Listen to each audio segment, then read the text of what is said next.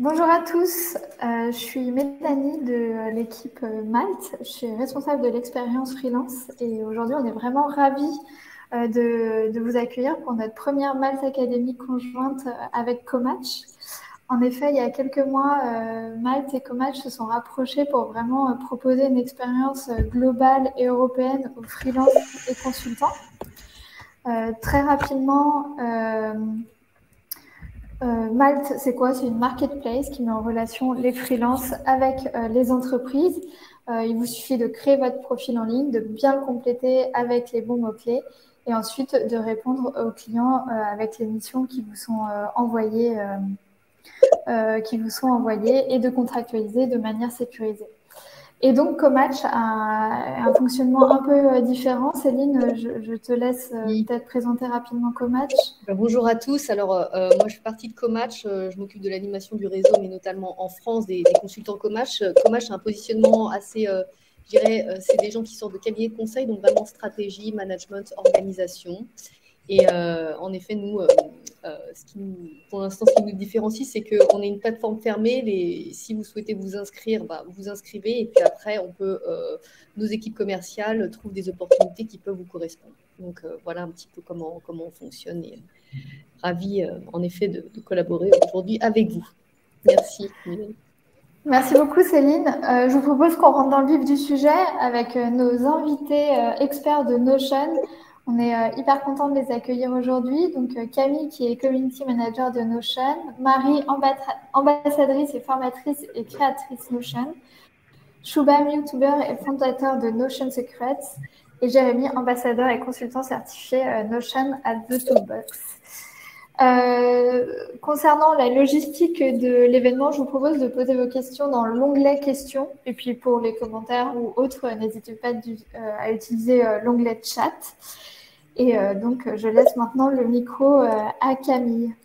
Super, merci beaucoup. Bonjour déjà à tout le monde. Ravie d'être avec vous aujourd'hui. Écoutez, je vous propose qu'on parte directement dans le vif du sujet. Donc, bienvenue déjà, officiellement. Merci d'être là. Au programme d'aujourd'hui, je vais essayer d'aller assez vite pour qu'on puisse aller dans le vif du sujet. Vous avez vu du coup la petite présentation de Malte et maintenant on va se présenter nous. Pour vous, si jamais vous ne nous connaissez pas encore, c'est bien quand même de commencer par là. Ensuite, on va vous présenter du coup les problématiques courantes de la gestion de projet, en tout cas celles que nous on a remarquées le plus souvent. Ensuite, on va vous présenter Notion très rapidement pour ceux et celles qui ne connaissent pas encore l'outil. Et enfin, on va passer du coup dans la partie démonstration où Jérémy, Marie et Shubham vont vous présenter du coup leur utilisation de Notion pour la gestion de projet. Et puis enfin, on aura un petit temps de questions-réponses juste à la fin. Donc, n'hésitez pas effectivement à les mettre dans l'onglet questions. Ça sera plus simple après de les retrouver. Donc, qui sommes-nous? Écoute, Marie, je te laisse te présenter. Bonjour à tous et à toutes. Je m'appelle Marie Bernard et j'ai découvert Notion il y a à peu près 2 ans maintenant, dont je suis tombée complètement folle amoureuse et donc j'ai bien creusé tout ce qu'on pouvait faire sur Notion. Je suis devenue ambassadrice assez rapidement grâce à Camille qui m'a montré le chemin. Et puis depuis début d'année, là, février, j'ai décidé d'apporter mes compétences sur Notion en devenant freelance autour de Notion, donc formatrice et consultante Notion. Et bienvenue à tous et à toutes. Super. Shubham, je te laisse la parole. T'es en mute. Salut à tout le monde, je m'appelle Shubham. Donc, j'anime une chaîne YouTube sur laquelle je parle de Notion, mais pas que. Je parle principalement d'automatisation, bref, de comment mieux travailler un peu avec tous les outils qui nous entourent. Et la gestion de projet en fait partie, parce que tous les jours, on a plein de types de projets. Ça peut être des projets perso, de type on va déménager, acheter une voiture, ou peut-être faire une nouvelle piscine dans notre maison, pourquoi pas. Et ça peut être des projets pro, comme faire ce webinaire ou des projets plus long terme. Et en fait, comment est-ce que tous ces projets vont prendre de la place? Comment est-ce qu'on sort tout ça de notre cerveau? Donc, c'est un peu les problématiques auxquelles je m'attaque sur ma chaîne YouTube et aussi sur tout ce que je fais sur Notion, et on aura l'occasion d'en parler. Super. Hop. Et Jérémy, du coup. Salut, bonjour à tous. Donc, je suis Jérémy. J'ai monté une boîte de services qui s'appelle The Toolbox, qui accompagne les entreprises dans l'utilisation des outils numériques. On fait du design de process, de la construction d'espaces de travail, d'outils no-code aussi. Et en fait, on a trouvé dans Notion un outil formidable pour s'organiser il y a déjà plusieurs années. Donc, en fait, toute notre boîte est organisée sur Notion, le CRM, la gestion de projet, les évaluations individuelles, le suivi de nos réunions, les agendas, absolument tout. Et du coup, j'ai eu la chance de rencontrer l'équipe de Notion il y a déjà plusieurs années, parce qu'on a des investisseurs en commun. Et en fait, du coup, de faire partie des premiers membres de leur programme de consultants. Et donc, depuis, on a accompagné des dizaines d'entreprises à construire leur espace de travail. Et voilà, c'est un outil que je prends toujours autant de plaisir à utiliser. Partager avec vous quelques petites manières de faire une gestion de projet efficace. C'est très cool d'être là avec vous aujourd'hui pour ça. Super. Merci à toi. Et du coup, moi, en quelques mots, du coup, je suis aussi ambassadrice Notion depuis octobre 2020. J'ai découvert Notion en mai 2020. Donc, ça s'est fait assez rapidement parce qu'il y a vraiment une phase où j'étais absolument obsédée par l'outil. Et à vrai dire, ça n'a pas vraiment... ça s'est un petit peu calmé, mais je le suis toujours, à tel point que du coup, je travaille directement avec Notion pour la gestion de la communauté française. Et ça se traduit aussi beaucoup par des événements en ligne comme cela et aussi des meet-up. Donc voilà. Aujourd'hui, je suis un petit peu... voilà, disons que j'ai les deux casquettes. Je suis à la fois ambassadrice, donc comme mes compagnons juste ici, mais aussi je représente Notion d'une manière un petit peu plus directe. Donc n'hésitez pas des questions après à faire remonter. Je peux faire le porte-parole, mais évidemment, Marie, Shubham et Jérémy peuvent le faire aussi en tant qu'ambassadeur. Donc voilà, pour ma part. Donc du coup, je vous propose à la rigueur de passer le micro à nouveau à Jérémy, Marie et Shubham pour les problèmes courants en gestion de projet. Qu'est-ce qu'on a remarqué le plus souvent? En premier lieu, du coup, je vais laisser Shubham parler à ce niveau-là. Donc ouais, j'en parlais tout à l'heure un petit peu de tout ce qu'on a dans le cerveau.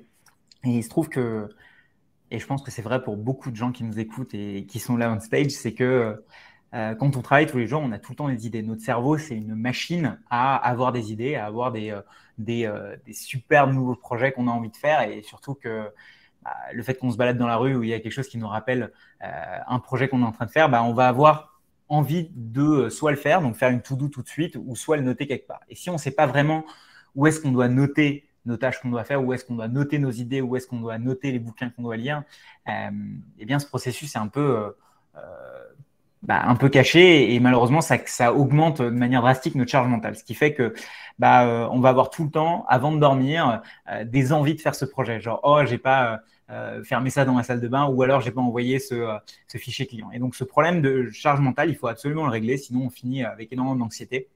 Et donc, il y a un super bouquin qui s'appelle Unwinding Anxiety, qui est vraiment génial, qui parle un peu des différentes manières d'enlever cette anxiété constante dans laquelle on vit et cette charge mentale dans laquelle on vit. Et notamment, une des manières de le faire, c'est de capturer tout ce qu'on a dans la tête.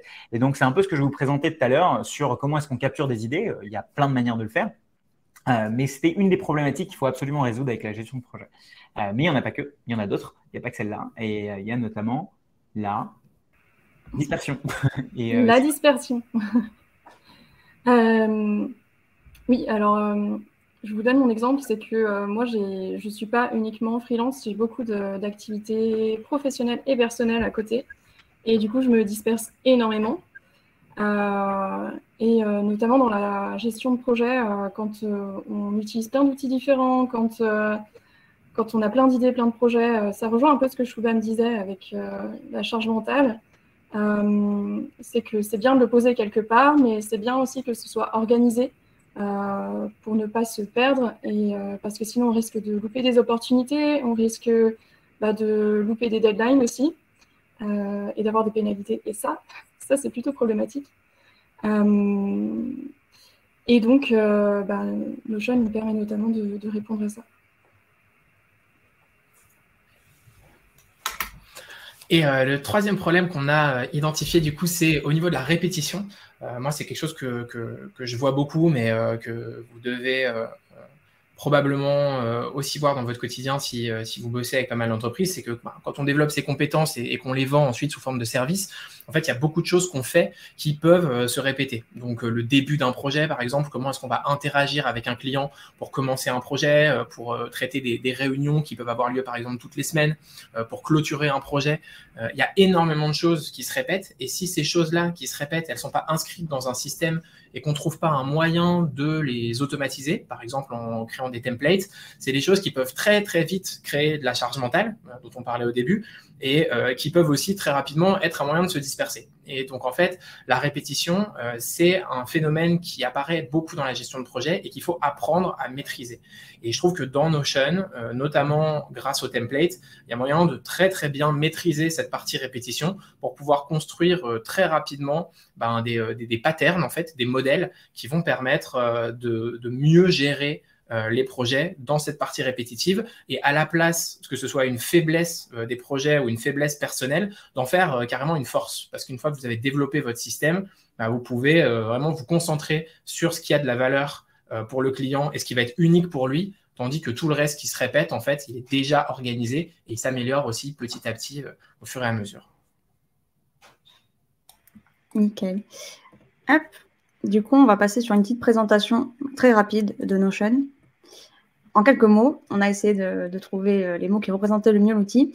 Il y en a un qui revient très souvent, qui est tout en un, ce n'est pas un seul mot, c'est un ensemble.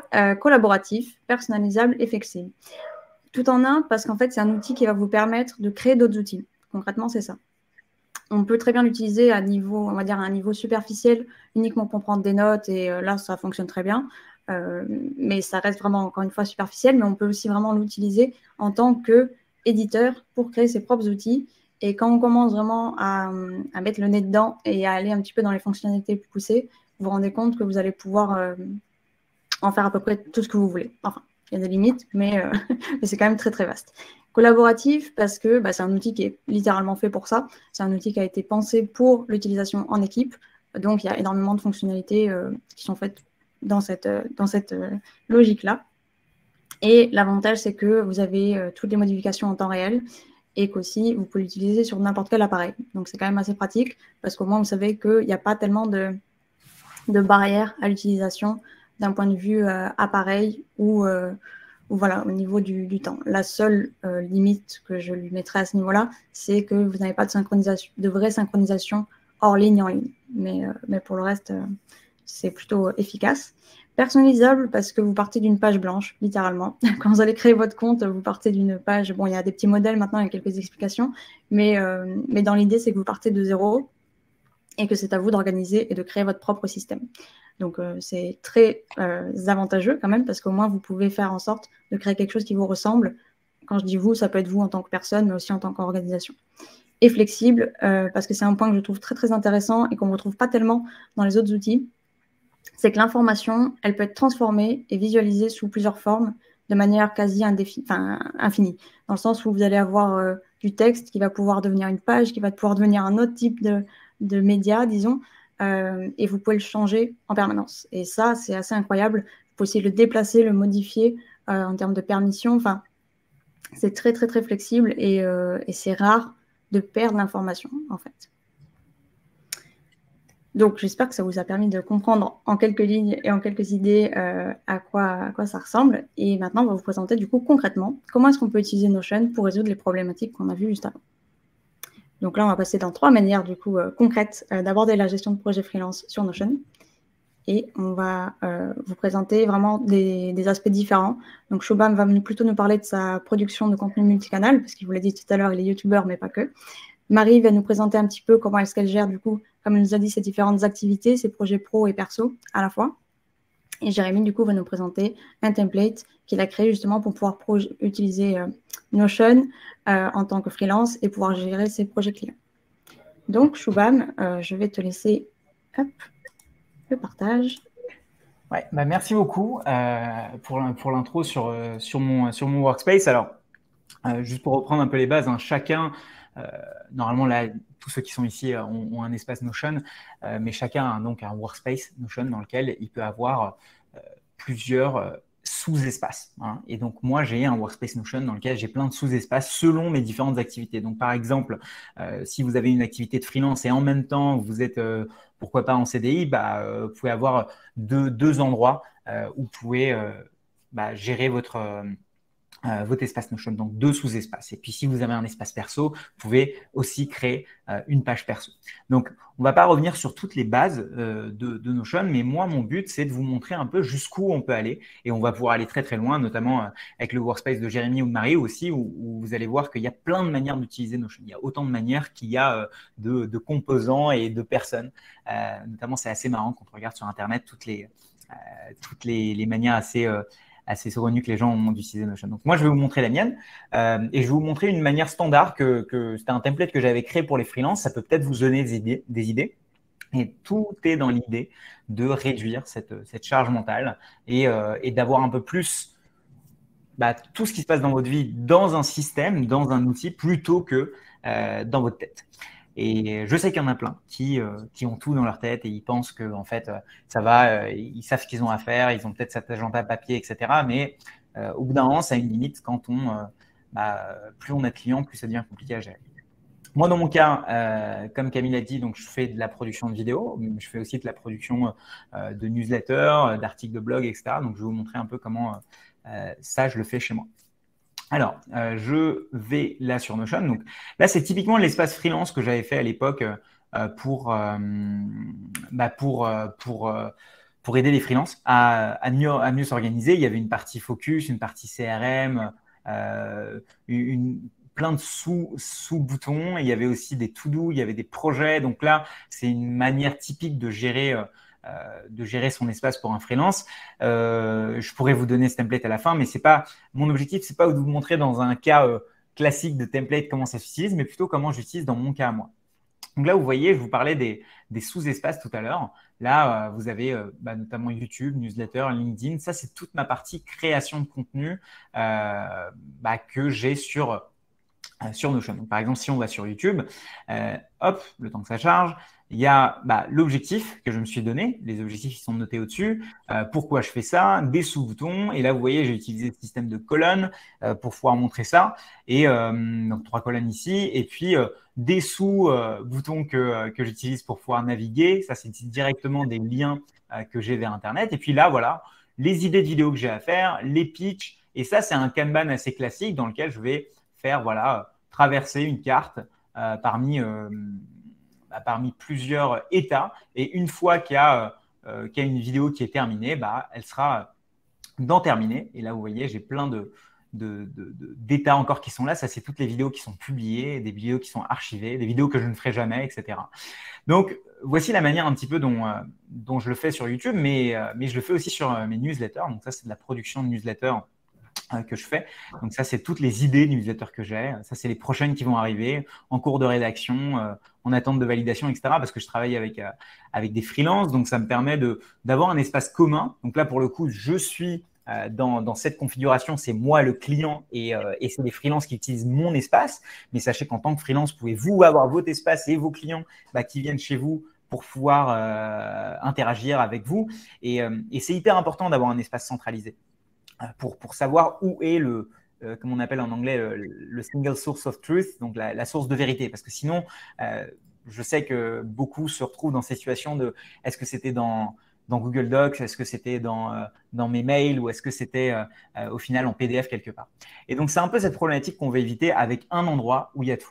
Et donc, c'est pareil pour la partie SEO, pour la partie contenu court, etc. Donc, en fait, comme vous le voyez, j'ai sur ma barre de gauche, en fait, tous ces espaces-là. Mais il faut comprendre dans Notion, selon moi, il y a 2 parties. Il y a ce qu'on voit et il y a ce qu'il y a dans les profondeurs de Notion, dans ce que j'appelle moi le back-end. Et donc, il y a plusieurs manières de monter votre espace Notion. Mais moi, j'utilise pas forcément une méthodologie ou quoi que ce soit, mais une manière de faire qui est d'abord, je vais créer toutes mes bases de données et je vais créer les liens entre ces bases de données. Et après, je vais créer mes dashboards qui reprennent ces bases de données. Donc, je vais vous montrer un peu comment… alors, j'espère que tu m'entends mieux, Florine, mais normalement, dis-moi, Camille, si vous arrivez à m'entendre. Mais donc ce que j'expliquais, moi, j'ai toujours un truc dans mais dans mes workspace Notion qui est un back-end. Donc, en fait, dans mes back-ends, j'ai toutes mes bases de données. C'est des bases de données centrales à mon utilisation de Notion que je touche jamais. Je n'utilise jamais les bases de données depuis ici, mais c'est parce que j'ai des bases de données ici, YouTube, LinkedIn et tout, que j'arrive à afficher sous format Kanban, dashboard, etc. Et donc, je pense que au-delà d'aller dans les détails de ce que veut dire chacune de ces bases de données, il y a un truc sur lequel j'aimerais vous inviter à réfléchir, c'est quand vous créez un espace Notion, pensez pas toujours uniquement à ce qui se voit, mais pensez vraiment à la globalité, à la vue intégrale de votre espace Notion. Dites-vous quelles vont être les bases de données qui vont être liées ensemble. Par exemple, ma base de données facturation va être liée avec ma base de données client, qui va être liée avec ma base de données produits ou quoi que ce soit. Mais une fois que vous avez fait ces liens, posez-vous la question derrière des dashboards que vous allez créer. Voilà. Je ne sais pas combien de temps j'avais, Camille, mais en gros, voilà le message principal que je voulais faire moi passer dans ma partie. C'est pas mal, c'est pas mal. Si tu veux rajouter un truc, je pense qu'on n'est pas trop mal. On aura encore un petit peu de temps, peut-être en 5 minutes. Ce que je pourrais peut-être montrer un petit peu, c'est la possibilité dans Notion d'intégrer des bases de données dans des bases de données avec des vues, etc. Donc, en gros, je vous ai dit que on avait la partie visible de l'iceberg qui était vos dashboards et la partie non visible qui était votre back-end, donc toutes vos bases de données qui communiquent. En fait, dans cette partie dashboard, vous avez la possibilité, par exemple, dans une page client, d'afficher tous les documents de vos clients, d'afficher toutes les requêtes de vos clients, d'afficher toutes les to-do liées à vos clients. Et ça vous évite, en fait, de créer une page différenciée à chaque fois. Donc, je vais m'expliquer un peu mieux. Par exemple, là, si je vais dans mes projets, donc là, je vais dans la base de données projets, j'ai des projets long terme, court terme par les personnes qui les gèrent. Si je fais, par exemple, newsletter, vous verrez, dans newsletter, à chaque fois, j'ai dans ma page newsletter toujours les mêmes choses. Donc, les documents qui sont une base de données documents qui est en fait sous-filtrée par le projet que j'ai au-dessus, une base de données problèmes et idées d'amélioration, une base de données apprentissage, une base de données liste des tâches et une base de données process. Et ça, c'est un peu un template, un modèle que j'ai fait pour tous mes projets. Ce qui fait que chaque projet, quand je vais aller dedans, il va y avoir toujours ces mêmes sous-vues.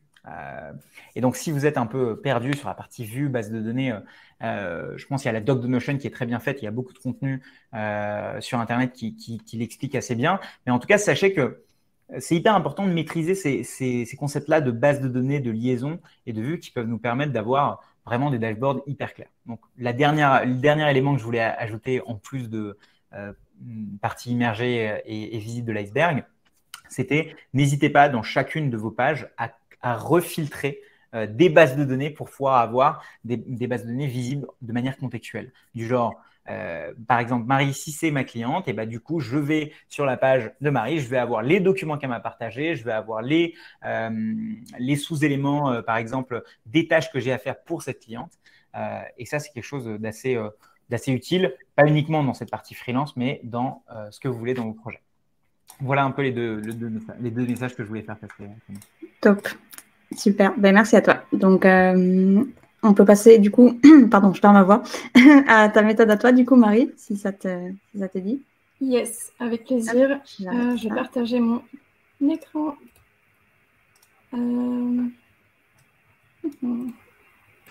Hop. Hop. Est-ce que vous voyez bien là? C'est en train de charger de mon côté, ouais, c'est bon. C'est bon? Ok. Moi, du coup, j'ai un espace de travail que j'utilise tous les jours, celui-ci, et j'ai un espace de travail où il y a mon site internet qui s'appelle Efficientia, sur lequel j'ai toutes les infos pro. Mais comme j'utilise principalement celui-ci, parce qu'il y a mes projets pro et perso, j'ai fait un lien avec certaines de mes bases de données. Et notamment mes prochaines tâches, les prochaines tâches que je dois faire, il y en a pas mal. Par exemple, la préparation de l'événement d'aujourd'hui. Et également, comme Shubham en parlait tout à l'heure, j'ai fait des bases de données liées Donc ça, c'est des vues liées, en fait, avec mes projets pro, mes clients et mes contacts. Juste ici, j'ai caché toutes les données un peu risquées. Ce qui fait que j'ai quand même un espace lié à tout ce qui est professionnel ici. J'ai aussi un calendrier avec toutes mes tâches au mois, mais également à la semaine. Et en fait, pour avoir ce calendrier à la semaine avec toutes mes tâches par jour, pour ça, j'ai fait une vue Kanban que j'ai groupée par jour de la semaine. Donc, quand j'ajoute une nouvelle tâche, il faut que j'ajoute le jour de la semaine. Bon, là, il est déjà sur jeudi puisque j'ai cliqué sur jeudi. Et ça me permet d'avoir la vision sur ma semaine de toutes mes tâches. Et ça, je trouve que c'est hyper pratique quand on a énormément de choses et énormément d'activités. Autre chose, dans mon espace, de travail, c'est que je trie toutes mes infos par pièce de la maison parce que j'arrive mieux à m'y retrouver en imaginant que mon cerveau est une maison. Ou le hall, c'est la pièce dans laquelle on entre en premier. Donc, la pièce dans laquelle on pose nos chaussures, nos clés, où on voit tout ce qu'on a à faire de façon générale. Et donc, c'est ce dashboard-là où il y a mes infos principales. Et ensuite, dans la cuisine, c'est tout ce qui concerne la cuisine. Le bureau, c'est tout ce qui concerne le pro. Mais en général, je n'y vais pas très, très souvent parce que mes informations professionnelles primordiales, elles sont dans mon hall. C'est-à-dire les projets, contacts et clients. Et j'ai le garage. Donc, dans le garage, il y a mes cartons, il y a toutes mes bases de données qui sont triées par thématique. Donc là, il y a tout ce qui est pro, tout ce qui est cadrage, développement personnel, etc. Et donc, ces bases de données-là, comme le disait tout à l'heure Shubham, celle-ci, j'y touche jamais. Je fais toujours des vues liées ensuite dans mes différents espaces. Déjà, pour éviter de tout supprimer, ça peut être pratique. Et puis, pour pouvoir personnaliser chacune de mes vues en fonction de l'endroit où je me trouve sur mon espace de travail. Voilà, je ne sais pas s'il y a d'autres choses à ajouter. J'ai essayé de faire quelque chose d'assez court. D'un point de vue, j'ai posé une question du coup que les participantes pourraient peut-être se poser aussi. D'un point de vue projet, est-ce que tu as une procédure spécifique, un template que tu réutilises du coup quand tu crées un nouveau projet? Alors pour les projets pro, c'est ici. C'est ma vue liée. Donc projet client et contact. Tout ce qui concerne les projets professionnels, c'est un peu le bazar, mais ça se trouve ici, tout en haut. Je sais pas si... Je pense que c'est un peu le bazar, mais... Il y a des choses qu'il faut que je revoie parce que j'ai pas mis de tâches, par exemple. En gros, c'est un peu un brain dump de tous les projets que j'ai en tête. Là, c'est plutôt plutôt perso. Et je les mets ici. Mais comme j'ai déjà beaucoup de projets en cours, je le laisse tout en haut parce que sinon, je sais que je vais avoir tendance à m'éparpiller, avoir envie de commencer différents projets en parallèle. Et en fait, mes projets actuels, primordiaux, en fait, c'est plutôt des objectifs que je me fixe au mois ou à la semaine. D'ailleurs, là, c'était censé être ce mois. Et des objectifs à l'année que je garde toujours ici. À l'année, je les ajoute au tout début de l'année, la première semaine de l'année, et je les laisse comme ça. Et si en cours de route, j'ai un nouvel objectif ou un nouveau projet, j'essaye de ne pas l'intégrer en me disant, cette année, je me suis fixé ça, et je vais éviter de dépasser de ce que je me suis fixé parce que je veux éviter de me disperser. Et puis, voilà, normalement, c'est ce mois. Mais au mois, pareil, je le remplis au début du mois, première semaine du mois. Et pareil, j'essaye de ne pas rajouter plus d'objectifs que ce que je me suis fixé au début du mois. Et sinon, je le décale au mois suivant. Voilà. sais pas si ça répond à ta question. Oui, si. Nickel. Bah, du coup, si c'est bon pour toi, je vais passer à Jérémy. Là, je vais te montrer la petite slide. Et c'est assez intéressant. Je me permets de prendre une petite minute parce que récemment, en début d'année, j'ai refait aussi mon système parce que ça, c'est quelque chose je pense, on fait tous et toutes très souvent avec Notion. On a tendance à améliorer en fait son système et puis tester des manières différentes de travailler. Et j'ai fait exactement la même chose. Ce principe de la maison, en fait, je me suis rendu compte que ça m'aidait aussi beaucoup parce que dans mon cas, comme dans le tien, je gère dans un même espace mes projets clients et pas mal de projets perso. Donc, effectivement, j'ai divisé ça aussi en pièces de la maison.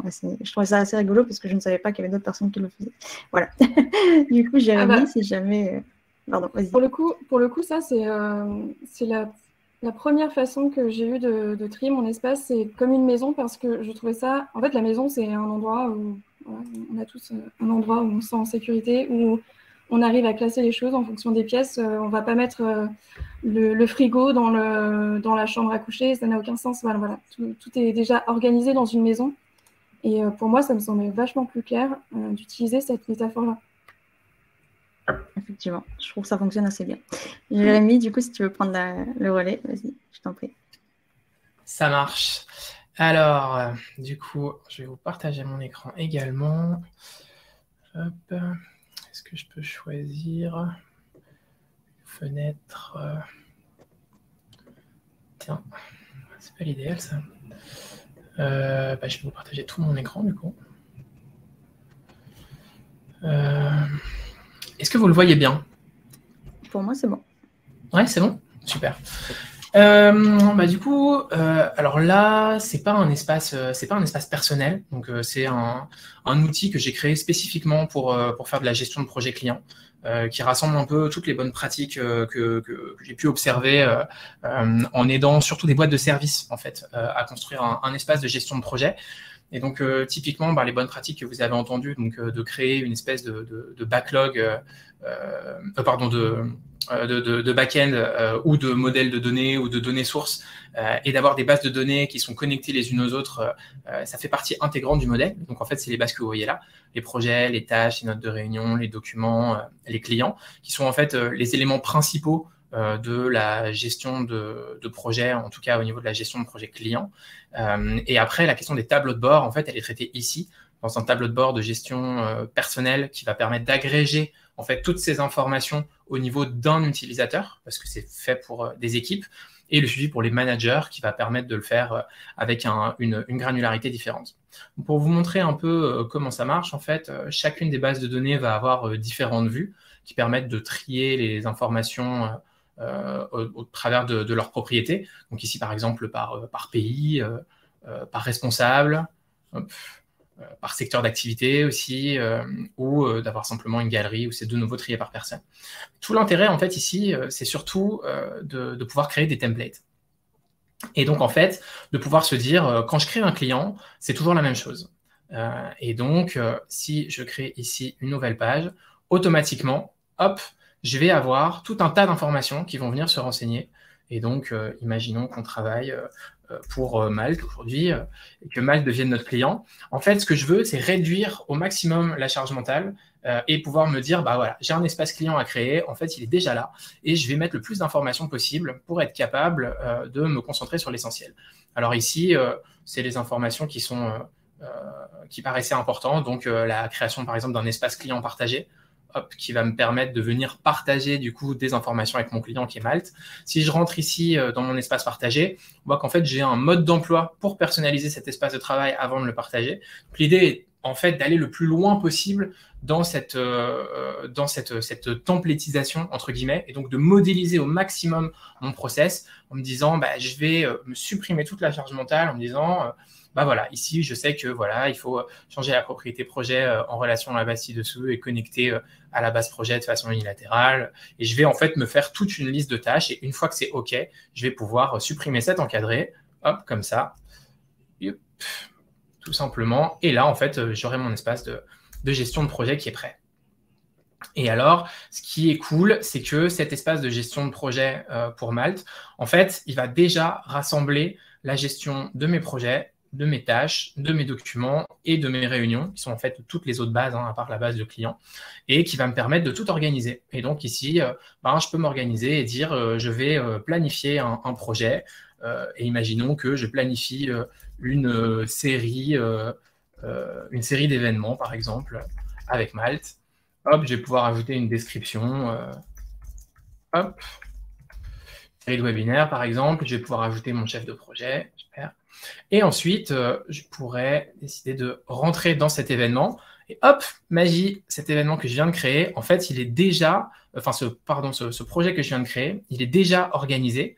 Je vais pouvoir, du coup, ici, copier la description de mon projet et l'ajouter là.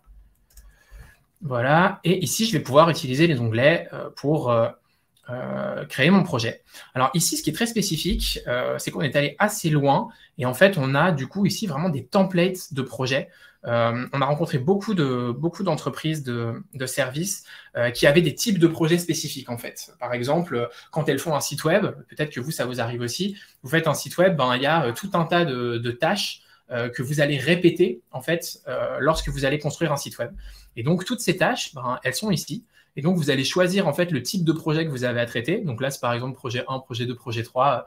Imaginons que ça puisse être création de site web avec charte graphique, sans charte graphique, ou bien design complet d'un site web. Et donc, typiquement, en fait, ça va représenter différentes tâches. Et je vais pouvoir du coup prendre toutes ces tâches et je vais pouvoir les glisser en fait dans ma base de données tâches, qui est la base de données centralisée qui va me permettre en fait de suivre toutes ces tâches directement dans une espèce de backlog central qui me permet de collaborer ensuite avec mon équipe sur les différentes tâches. Et donc là, je peux ajouter un responsable, une échéance, etc. Et ces tâches, elles vont venir ensuite s'agréger dans différentes vues. Et typiquement, là, on a une vue avec la progression, qui est une vue plutôt en Kanban pour faire de la gestion de projet. Et puis, on a d'autres vues qui vont concerner d'autres bases de données, où on va avoir typiquement les notes de réunion, où là, je vais pouvoir ajouter une réunion pour le projet. Et donc, typiquement, je ne sais pas, par exemple, le kick-off, et je vais pouvoir changer la date et l'heure, etc., ajouter des participants. Donc, ce qui est intéressant, c'est que ici, j'ai toute cette organisation qui se met en place automatiquement. Et ensuite, je vais pouvoir, dans une vue qui va être, par exemple, mon tableau de bord personnel ou mon tableau de bord pour les managers, je vais pouvoir suivre toutes les tâches. Là, je vais pouvoir suivre, par exemple, tous les projets qui me sont assignés. Et donc ça, c'est tous les projets sur lesquels je participe. Ça va être toutes les tâches que j'ai à faire sur ces différents projets. Et donc, elles sont triées. J'ai des tâches à faire, en cours, à valider, terminées. Je peux naviguer dans les projets, juste ici, comme ça, avec un menu déroulant. Je vais aussi avoir d'autres tâches. Donc ça, c'est des tâches qui ne vont pas être liées à un projet. Alors ici, en l'occurrence, je n'en ai pas, mais je pourrais, par exemple, décider de m'ajouter une tâche, se dire, il faut que je prépare un reporting, par exemple. Voilà. Et donc ça, c'est une tâche qui va venir s'ajouter à l'extérieur de mon système de gestion de projet, mais qui fait quand même partie de ma base de tâches, qui va me permettre de les agréger. Et j'ai aussi, par exemple, mes dernières notes, où là, je vais avoir toutes les notes des réunions auxquelles j'ai participé dernièrement. Hop. Et après, donc ça, c'est typiquement ce système de tableau de bord, où on va pouvoir reprendre les différentes bases de données qu'on a créées, ces bases de données sources de ce back-end, pour pouvoir les agréger. Et je vais avoir la même chose au niveau des managers, par exemple, avec tout le suivi des projets en cours, est-ce qu'ils sont planifiés, est-ce qu'ils sont en cours, quand est-ce que ça commence, etc. Le suivi des tâches en cours également. Et en fait, tout ça, évidemment, c'est hyper personnalisable avec la flexibilité de Notion pour pouvoir construire quelque chose qui corresponde exactement au type de projet que vous menez ou au type de boîte ou d'activité que vous avez. Et donc, voilà, c'est un peu l'idée de ce qu'on peut faire. Et alors, moi, j'ai l'habitude d'essayer de séparer au maximum les différentes activités avec ces bases, mais exactement de la même manière que vous avez pu le voir chez Marie ou chez Shubham. Voilà un peu pour le tour d'horizon. Si vous avez des questions, je serais ravi d'y répondre. Et voilà. Tip top. On va peut-être passer du coup à la toute prochaine partie qui est plutôt du coup les limites qu'on voit à Notion, et puis après on passera aux questions-réponses. Hop. Du coup, bon, on vous passera les slides après. Mais pour ce qui est des limites, qui est-ce qui veut commencer à en parler? Tout simplement des limites qu'on aurait pu nous remarquer ou qu'on nous a fait remarquer assez souvent de Notion en termes de gestion de projet. Je ne sais pas si l'un d'entre vous veut prendre la parole. Je peux prendre le relais sur cette partie automatisation. Alors, une des choses qu'on a beaucoup reproché à Notion déjà depuis le début, c'est qu'il n'avait pas de connexion avec le monde externe. C'est-à-dire qu'à la base, il n'y avait pas d'API. C'est-à-dire qu'on ne pouvait pas connecter Notion avec tel et tel logiciel. Ils ont créé depuis un peu plus d'un an leur API, donc ça veut dire que on peut maintenant, avec l'utilisation des logiciels comme Make ou Zapier ou NB10, qui sont des logiciels d'automatisation, on peut faire en sorte d'automatiser des tâches sur Notion, du genre je reçois un mail avec tel intitulé, et bien ajoute-moi le mail dans mes to-do. Ça c'est possible aujourd'hui. Avant, ce n'était pas possible. Mais malheureusement, c'est pas possible directement dans Notion. On doit passer par un logiciel tiers. Ça peut représenter de la friction, ça peut représenter un peu de complexité déjà que Notion n'est pas un outil. Enfin, c'est un outil qui peut très vite se complexifier si on ne le contrôle pas, si on ne le maîtrise pas. Donc, ça peut représenter pour moi une des limites. Et ils ont acheté une boîte il n'y a pas si longtemps que ça, qui est une boîte d'automatisation. Et du coup, on voit petit à petit dans Notion, par exemple là, si vous regardez en bas à droite, vous avez les connexions qui sont proposées, des connexions qui sont partenaires, etc. Donc, on voit qu'ils font beaucoup d'efforts là-dessus. Ils ont fait un effort notamment avec la synchronisation de GitHub, de Jira. Et donc, petit à petit, ça arrive, mais on n'y est pas encore. Mais ça va arriver dans l'année, en tout cas, c'est ce qu'ils nous disent depuis quelques mois maintenant. Je pense que tu l'as très bien expliqué.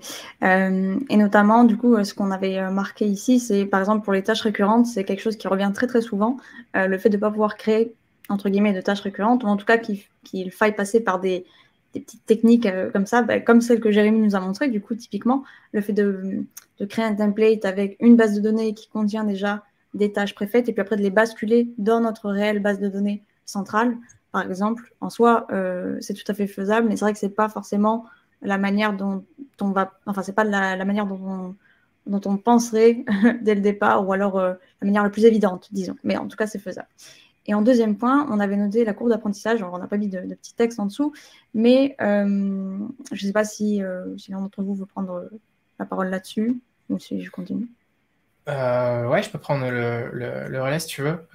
C'est un sujet qu'on traite beaucoup parce que à force de faire de l'accompagnement, on a beaucoup l'habitude de travailler avec Notion, de pouvoir construire des systèmes très vite. Mais en fait, il faut que ça s'adapte aussi aux équipes, et il faut vraiment prendre le temps d'apprendre à utiliser cet outil, de se plonger dedans, de bien comprendre comment ça marche. Et en fait, il vaut mieux commencer avec quelque chose de petit et puis améliorer petit à petit le système au fur et à mesure qu'on comprend mieux les fonctionnalités. Et c'est vraiment, je dirais que c'est au-delà d'être un outil, en fait, Notion, c'est aussi une compétence. Il faut apprendre, c'est presque comme un langage de code pour un développeur, sauf que ça se fait avec de la logique et avec des éléments visuels, mais il faut apprendre à utiliser ce langage, il faut apprendre à le parler, apprendre à comprendre comment ça fonctionne, et au bout d'un moment, en fait, on va pouvoir construire de très belles choses et très poussées. Mais si on essaye de démarrer tout de suite très fort, parfois ça passe pas parce qu'il y a juste trop d'informations ou qu'on n'a pas eu le temps d'acquérir la logique avec laquelle l'outil fonctionne bien, quoi. Et c'est valable aussi typiquement quand on bosse avec des clients sur les projets. Je pense que c'était un peu dans ce cadre-là aussi qu'on avait mis cet élément courbe d'apprentissage dans les limites.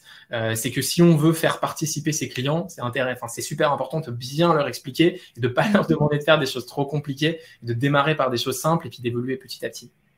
Oui, tout à fait. Effectivement, si vous allez demander à vos clients de collaborer sur Notion et qu'ils n'ont pas encore l'habitude au départ, et d'ailleurs très souvent on m'a fait cette remarque, c'est que ça fait un peu peur, quoi. Donc il ne faut pas hésiter à leur expliquer et comme tu dis Jérémy, de commencer doucement et puis petit à petit de les laisser prendre la main si jamais vous voulez vraiment les inclure dans un processus un petit peu plus complexe, quoi. Donc voilà. Je ne sais pas si vous avez quelque chose à rajouter ou si on continue. C'est bon pour vous? Ok. Top. Je suis en train de me dire que, en principe, on devait passer rapidement sur les erreurs peut-être que vous avez réalisées et le cheminement que vous avez fait pour arriver à votre système actuel.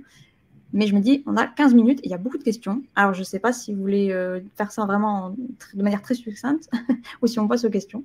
C'est vous qui voyez. Moi, j'aimerais bien ajouter un truc sur cette partie-là, mais très rapidement.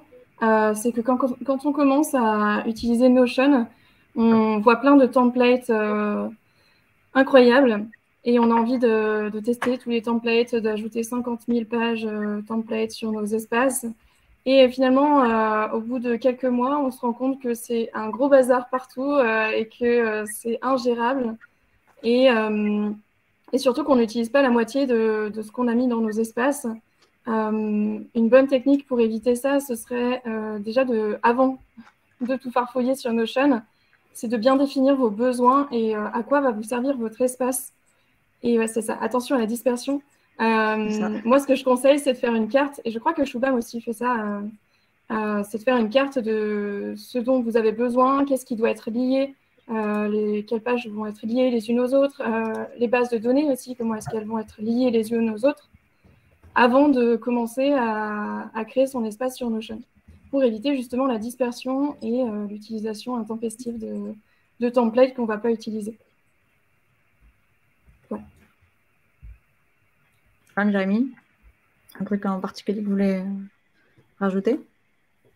Ne vous en voulez pas si vous changez, si vous faites évoluer, c'est fait pour ça. C'est hyper flexible.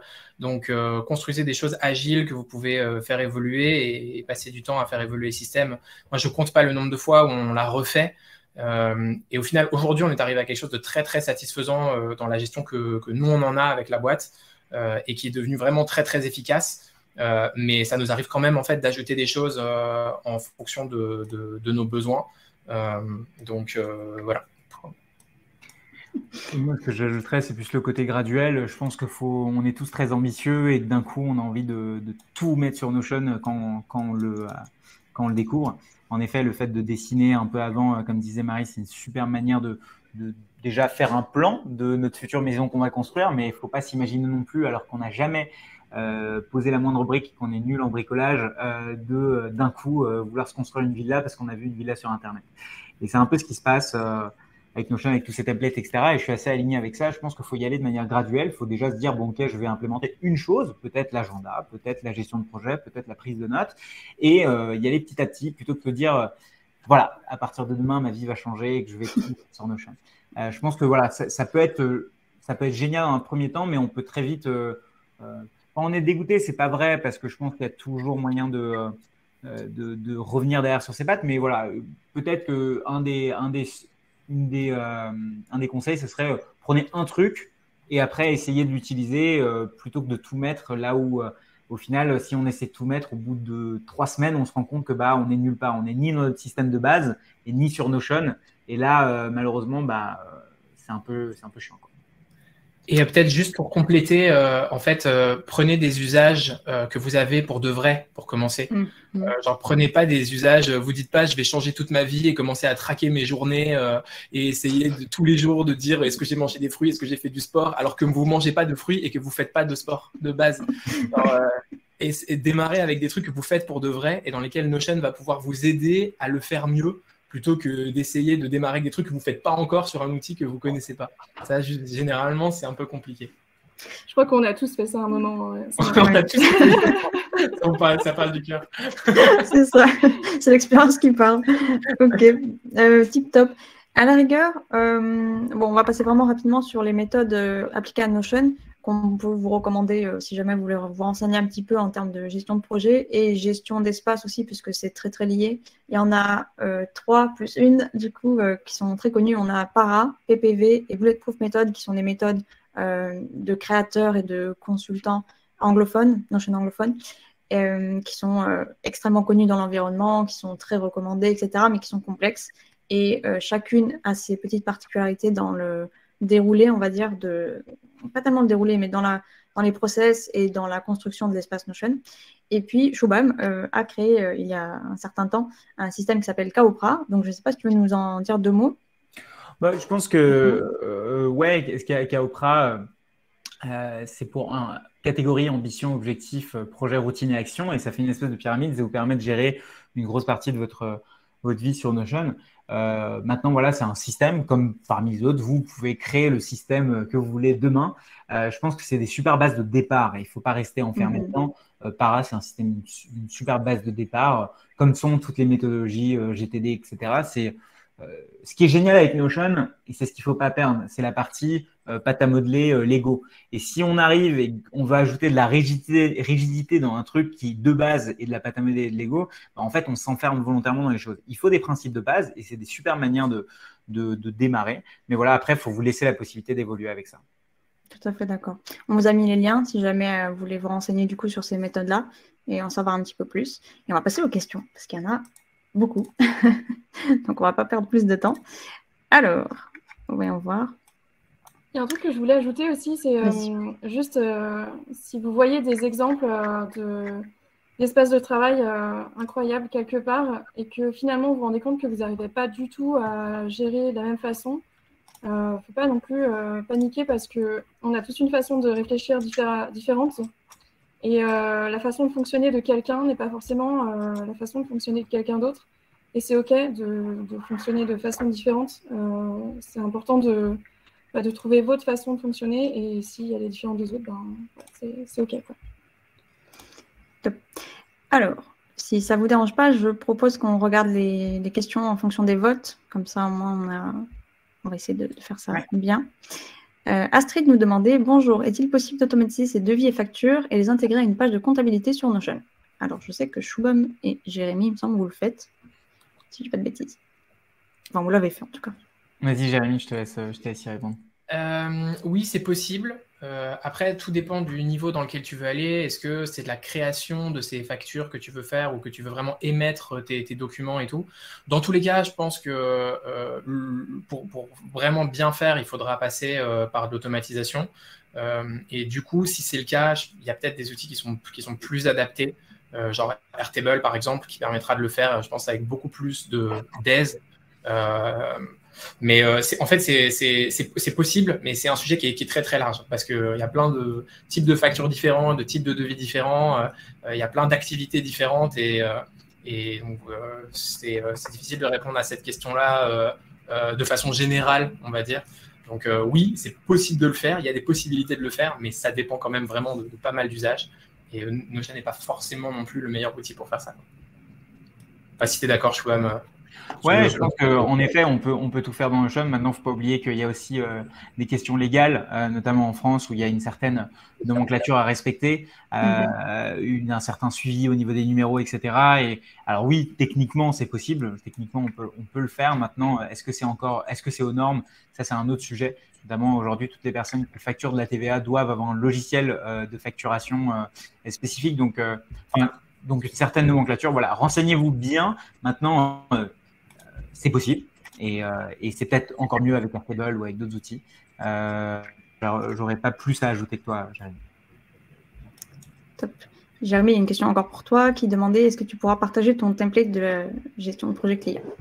Je n'ai pas fini et je pense que je le mettrai sur notre Gumroad quand on aura fini. Vous pouvez me suivre sur LinkedIn si vous voulez. Je préviendrai. Mais du coup, ouais, je dois encore faire des vidéos de formation pour bien expliquer comment le prendre en main. Donc, j'ai pas encore fini. Ça roule. C'est une preview. Petite preview, un petit teaser. Pas mal.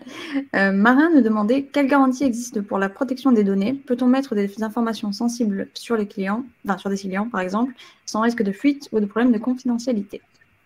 Qui est-ce qui veut prendre la main là-dessus? Je vois, est-ce que tu veux répondre? Est-ce que plutôt toi, Notion. Ah bon, je sais pas, Notion. Non, après, je pense qu'il y a un sujet, il y a les sujets GDPR, il y a des sujets de perte d'informations, des sujets de backup, des sujets de redondance. Donc, il y a plein, on peut partir dans tous les sens. Je pense qu'il y a une première chose que je peux inviter à faire toutes les personnes qui ont un Notion, c'est de faire des backups de manière régulière. C'est-à-dire que déjà, il y a une option dans les paramètres de Notion qui est je backup mon Notion en HTML. Ça ne veut pas dire que demain, vous réutiliserez ça comme Notion, mais au moins, vous avez une sauvegarde sur ce que vous êtes en train de faire. Ça évitera les trucs du genre j'ai perdu toute ma vie parce que Notion n'est pas dispo à cette heure-ci. Parce qu'il peut arriver, comme dans n'importe quelle boîte, que Notion ne soit pas dispo pendant quelques minutes ou plus. Donc ça, c'est un premier sujet. Deuxième sujet, GDPR.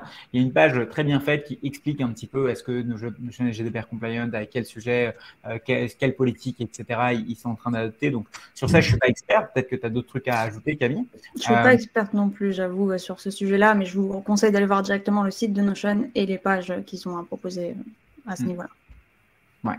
Donc voilà un peu. Après, on peut aller vraiment loin. Il y a des vidéos qui sont faites de la part de Notion sur ces sujets que je vous invite à voir. Et voilà.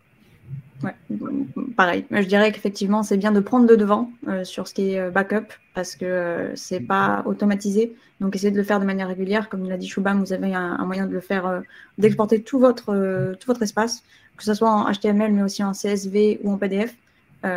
Il me semble.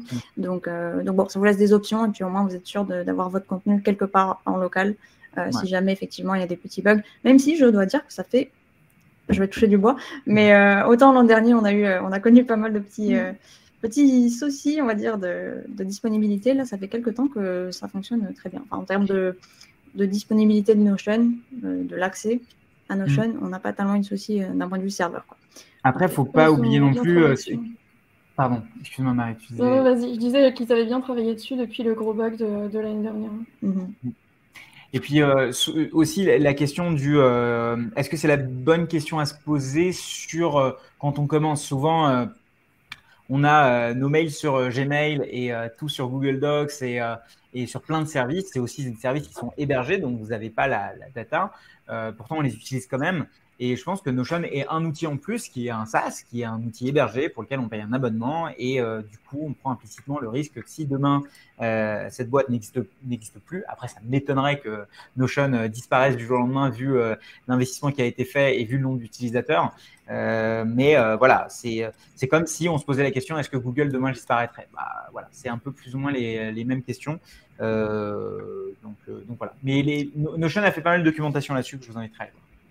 Surtout qu'on n'en parle pas tellement, mais Google en soi, il y a quand même énormément de soucis à ce niveau-là. Et pourtant, je sais qu'il y a énormément de personnes qui utilisent l'environnement Google et qui ne le remettent pas tellement en question, alors qu'il y a eu des réels soucis. Et tout ce qui est la suite Meta aussi, donc Facebook, Instagram, on sait qu'il y a des réels problèmes de fuite de données, de revente de données. Et pourtant, on continue d'y avoir des pages Instagram professionnelles et ce genre de choses. Enfin, vous voyez ce que je veux dire? Ou des conversations WhatsApp. Enfin, je pense qu'effectivement, comme tu l'as dit, c'est bien d'être critique et de faire attention d'un point de vue légal. Après, ça reste un risque pour quasiment n'importe quel outil SaaS, quoi. On peut passer du coup à la prochaine. Florine qui nous demandait, est-ce qu'il y a une possibilité de réintégrer certains éléments dans des calendriers de type Google Calendar, Outlook ou d'autres, exporter les éléments ou importer d'autres calendriers? Bah, du coup, allez-y. Alors ça c'est prévu pour bientôt, normalement ça va être synchronisé avec Google Calendar. Actuellement, moi par exemple je synchronise avec, qu'est-ce que j'utilise? Je crois que j'utilise Zapier pour synchroniser mon Google Calendar avec Notion, ce qui fait que dès qu'on m'invite à un rendez-vous, il est ajouté automatiquement dans mon calendrier que je vous ai montré tout à l'heure sur Notion. J'ai pas besoin de toujours réécrire à la main mes événements parce qu'en fait, je ne regarde absolument jamais Google Calendar. Donc, j'ai juste besoin de mon calendrier Notion. Donc, et Outlook, c'est pareil, du coup. Parce que Outlook est relié à Google Calendar, il me semble, automatiquement. Ok. Mais oui, dans tous les cas, c'est possible, encore une fois, grâce aux outils qu'on vous a nommés tout à l'heure et d'autres qu'on n'a pas forcément nommés. Mais vous pouvez créer des automatisations dans les deux sens, de façon à ce que votre contenu de votre calendrier, entre guillemets, Notion, aille sur Outlook, Calendar, Google Calendar ou quoi que ce soit, ou enfin vice-versa, on peut le faire dans les deux sens. Donc, pas de manière native, mais vous pouvez le faire avec des automatisateurs. Je ne sais même pas comment on peut les nommer en français, ce genre d'outils. À chaque fois, je me pose la question. Bon, enfin, bon, tout ce qui est Zapier, Make et compagnie, quoi. Hop. Il y en a encore beaucoup. Alors, on va essayer de continuer. Alexandra qui demande, après combien de temps arrive-t-on à un niveau d'expertise? À notre niveau d'expertise. Alors, je vais répondre pour ma part. Moi, j'ai passé vraiment des heures et des heures et des heures et des journées entières au tout début quand j'ai découvert l'outil parce qu'à l'époque je ne travaillais pas, j'étais dans une phase où j'étais entre deux remise en question professionnelle, donc du coup j'avais beaucoup de temps à perdre, ce qui fait que j'ai passé énormément de temps sur l'outil, donc je ne vais pas vous dire que ça se fait comme ça en un claquement de doigts. Pour ma part, j'ai passé beaucoup de temps et je ne l'ai jamais lâché. Donc, en fait, je l'utilise quotidiennement depuis depuis 2 ans et quelques. Donc voilà pour moi. Pour vous, je ne sais pas. Je pense qu'il faut vraiment voir ça comme une compétence ou comme un sport. Ça va vous faire gagner du temps dans votre vie. Après, c'est à vous de décider de quel niveau d'expertise est-ce que vous voulez. Typiquement, moi, le niveau d'expertise que je veux, c'est quand on m'explique quelque chose, pouvoir le reproduire dans Notion le plus rapidement possible. Du coup, c'est vraiment le niveau. Je veux le niveau d'expertise le plus élevé possible. Que vous pourriez imaginer avoir, je sais pas, un joueur, un sportif qui voudrait participer aux Jeux Olympiques. Mais en fait, on peut beaucoup s'amuser et faire plein de trucs sans forcément vouloir participer aux Jeux Olympiques, quoi. Il n'y a pas de limite en fait dans ce qu'on peut faire, je pense. Donc c'est un peu à vous de voir. Je dirais que pour pouvoir bien maîtriser, si vous regardez des vidéos, que vous testez avec des templates et que vous avez une idée claire de ce que vous voulez, il faut peut-être quelques semaines avec une pratique quotidienne de quelques dizaines de minutes par jour pour arriver à quelque chose de vraiment satisfaisant, probablement. Ouais, c'est ça. Je pense qu'il y a le côté. Quelle est la limite pour apprendre une langue? Comment est-ce qu'on devient expert sur une langue ou quoi que ce soit? Je pense que c'est comme tout, c'est que si demain on veut apprendre le mandarin, on démarre de zéro parce qu'on n'a pas les bases. Demain, si on veut apprendre l'espagnol alors qu'on vient d'une langue latine, on a un peu des bases. Donc tout dépend déjà d'où vous partez. Si déjà vous êtes assez à l'aise sur les logiciels de base, je sais pas si vous êtes un killer sur Slack, peut-être que Notion sera plus facile pour vous plutôt que si vous venez d'acheter un premier ordinateur. Donc en fait, ça dépend d'où on part et surtout d'où est-ce qu'on veut aller. Il n'y a pas besoin, selon moi, d'avoir un niveau incroyable pour faire des dashboards assez simples. Donc voilà. Voilà ce que je dirais. Je ne sais pas ce que tu en penses, Marie. Écoute, moi, j'ai toujours pas l'impression d'être experte parce que ça évolue constamment et il va y avoir encore des évolutions. Il y aura toujours des évolutions. Et je trouve ça passionnant. Et quelque chose que je faisais, peut-être un petit peu moins maintenant, mais beaucoup au début parce que ça m'éclatait, c'est de retranscrire tout ce qu'on me disait à l'oral, par exemple. J'aimerais bien, je sais pas, un tracker, et que je disais, allez, je vais te faire ça pour demain. J'avais visiblement du temps à perdre. Et puis, c'est ça, même des choses qui n'ont rien à voir avec de la gestion de projet, avec de l'organisation. J'essayais de tout retranscrire sur Notion, ce qui fait que ça m'a amené à des limites et où j'ai dû chercher la réponse et ça m'a fait passer des paliers, en fait, petit à petit, parce que je devais avoir une réponse. Et notamment la gestion des tâches récurrentes. Comme c'est pas quelque chose qu'on peut faire dans Notion pour l'instant, il a fallu trouver comment contourner ces limites-là et je trouve que ça, c'est génial de pouvoir faire ça. Je vois qu'on a été rejoints à nouveau. Merci beaucoup à tous. On va devoir s'arrêter là, malheureusement. Merci, c'était hyper intéressant, même à titre personnel. Je pense qu'on a beaucoup appris. Le replay sera bien sûr disponible sur le Resource Center de Malte et puis on va voir pour pouvoir répondre à toutes vos questions auxquelles on n'a pas eu le temps de répondre. Et puis, on espère pouvoir réorganiser ça rapidement. J'ai mis un petit sondage dans l'événement si vous voulez nous dire ce que vous avez pensé de l'événement, donc n'hésitez pas à y répondre non plus. Merci à tous et on reste à votre disposition, bien sûr. Merci beaucoup. Merci à vous. Très bonne journée. À bientôt. Bonne journée. Au revoir. Merci. Au revoir. Bonne journée à tous.